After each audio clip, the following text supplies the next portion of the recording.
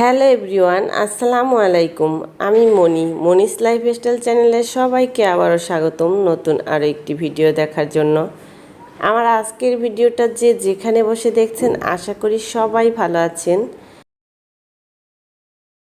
আজকের ভিডিওটা শুরু করলাম সকাল থেকে। সকালের মেঘলা আকাশে শুভেচ্ছা জানিয়ে সবাইকে। সকালবেলা ঘুম থেকে উঠে কিন্তু অনেক কিছু করে নিয়েছি। তারপরে আমি একটু গাছগুলাকে পানি দিয়ে গাছের সাথে সময় কাটালাম, আর এদিকে চলে আসলাম রান্নাঘরে। গাছের সুন্দর ফুল দেখলে, গাছগুলা দেখলে আসলে মনের শান্তি হয়, কিন্তু পেট শান্তি করার জন্য নাস্তা রেডি করতে চলে আসলাম। কারণ শুধু মনের শান্তি হলেই তো আর হবে না, পেটেরও শান্তির দরকার। আর অনেকটাই বেলা হয়ে গেছে, এখন সকালে নাস্তাটা করব। সকালে তো প্রতিদিনের মতো রান্না হয়ে গেছে আমার।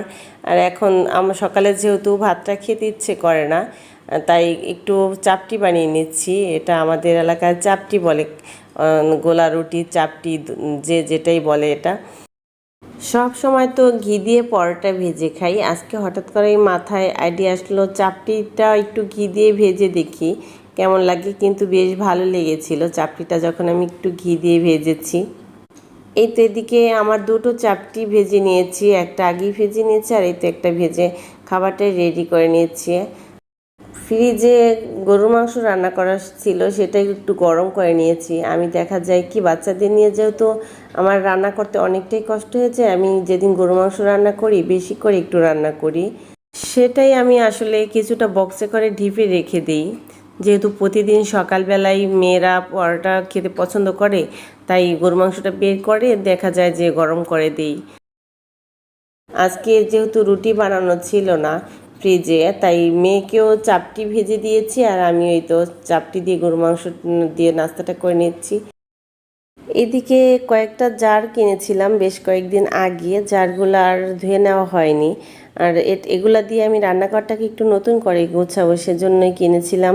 তাই ভাবলাম একটু ধুয়ে পরিষ্কার করে নিই, যাতে আমি রান্নাঘরটাকে নতুন করে গুছিয়ে নিতে পারি।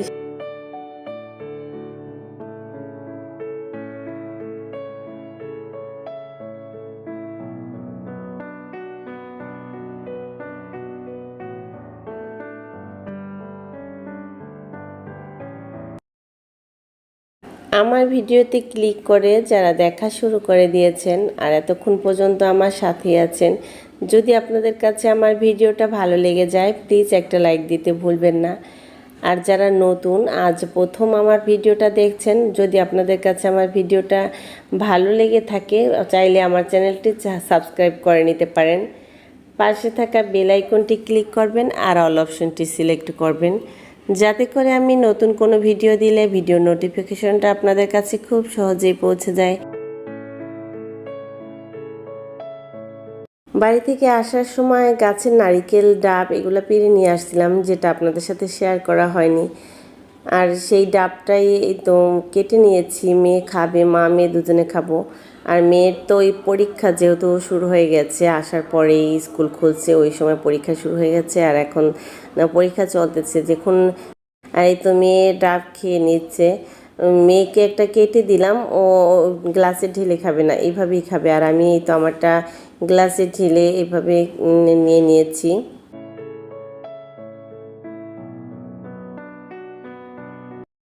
দুপুরের রান্নাটা শুরু করে দিয়েছি, আর এই তো ডাল বসিয়ে আমি ডাব খেতে চলে গিয়েছিলাম। ডালের মধ্যে এখন লাউ কেটে দিচ্ছি, লাউ দিয়ে ডালটা কিন্তু সারা বছরই ভালো লাগে। আজকে রান্নাটা যদিও আপনাদের সাথে শেয়ার করার ইচ্ছে ছিল, কিন্তু ব্যস্ততার কারণে পারিনি। এদিকে আমি লাউ দিয়ে ডাল রান্না করেছি, গরুর মজক ভাজি করেছি, আর এদিকে কলিজা ভুনা করেছি, আলু দিয়ে কলিজা ভুনা করেছি। সিম্পল আয়োজনে আজকে দুপুরের রান্না করে নিয়েছি, যেহেতু অনেকটা ব্যস্ততার মধ্যে ছিলাম। দুপুরে খাওয়া দাওয়া শেষ করে বাবুরা তো ঘুমিয়ে পড়েছে, আর এই তো আমি এদিকে একটু কাজ গুছিয়ে নেওয়ার জন্য চলে আসলাম। আমার কিছু ড্রেস আসলে এখনো গুছিয়ে নিতে পারিনি। বাচ্চাদের গুলা, হাজবেন্ডের কাপড় এইগুলা সব ধুয়ে পরিষ্কার করে উঠিয়ে রেখেছি। আর আমার কিছু ড্রেস এখানে ছিল যেগুলো আমি এখনো উঠাতে পারিনি, সেইগুলাই গুছিয়ে নেওয়ার জন্য আসলাম। আর সকালবেলা যেহেতু মেঘলা ছিল, প্রতিদিন এই সকালবেলা মেঘলা থাকে, দুপুরে আবার একটু রোদ ওঠে। আবার বিকালবেলা বৃষ্টি হয়। আর দুপুরে যেহেতু রোদ উঠেছিল আমি আমার ড্রেসগুলো একটু রোদ্রে দিয়েছিলাম আর এখন বাইরে থেকে এনে এগুলো একটু গুছিয়ে নিচ্ছি। আমার এই ভিডিওগুলা আমি আপনাদের সাথে একটু লেটেই শেয়ার করলাম, কারণ আমি বাড়ি থেকে আসার পরে আমার হেল্পিং হ্যান্ড ছিল না। কয়েকদিন খুব কষ্ট করেছি বাবুদের নিয়ে, বাসাটা এলোমেলো ছিল। তার মধ্যে আবার বাড়ি থেকে আসলে লম্বা ছুটি কাটিয়ে আসছি, যেহেতু অনেক কাজ এলোমেলো হয়ে রয়েছিল, সেগুলো একা হাতে করতে হয়েছে। এখন যদিও হেল্পিং হ্যান্ড আছে, এখন আসলে কষ্টটা অনেকটাই কম হচ্ছে। আর এই তো আমার এই কাজগুলা গুছিয়ে নিতে অনেকটাই সময় লেগে গেছে। সবাই তো এই কাজগুলা আগেই করে নিয়েছেন আর আমি একটু ভিডিওটা যদিও আগেই করেছি, এখন দিচ্ছি কয়েকদিন পরে। 1 সপ্তাহ 10 দিন হয়ে গেছে আমি ভিডিওটা করেছি, যে কারণে হোক দেওয়া হয়নি, না শেয়ার করছি একটু দেরিতেই। যাই হোক, অবশেষে আমার এই কাজগুলা এলোমেলো কাজগুলো আমি গুছিয়ে নিতে পেরেছি আর আস্তে আস্তে বাসাটাও একটু একটু করে গুছিয়ে নিচ্ছি। এখন বিকেলবেলা বাড়ি থেকে যে আমগুলা নিয়ে আসছিলাম কয়েকদিন পরে, এইগুলা সব পেকে গেছে। আর এই তো এই আমগুলা দেখতে খুব ভালো লাগছে। আমগুলো ছোট কিন্তু অনেক মিষ্টি। আসলে বাড়ির গাছের আমের সাথে কোনো কিছু তুলনাই হয় না, একেবারে ফ্রেশ খাবার। আমগুলা আমি কিছু আম ছিলে দিয়েছি, ছোট ছোট যেহেতু ছিলে খেতেই বেশি ভালো লাগে, আর কিছু কেটে দিয়েছিলাম, বাচ্চারা খেয়ে নিয়েছে। আর যেই আমগুলা ছেলেছিলাম ওইগুলা বাচ্চারা খায়নি। 3টা ছিল খেয়েছে আর 3টা ছিল, ওই 3টা দিয়ে আমি 2 মেয়েকে একটু জুস করে দিচ্ছি। ওরা বলতেছে আমের জুস খাবে। আর দুধটা যেহেতু বাচ্চারা সহজে খেতে চায় না, তাই এই তো আমটা গুলিয়ে আমি একটু দুধ মিক্স করে এটাকে জুস করে দিচ্ছি বাচ্চাদের।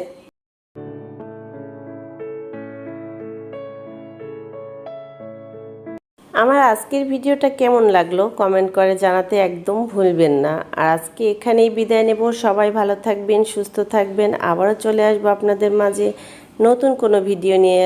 আল্লাহ হাফেজ।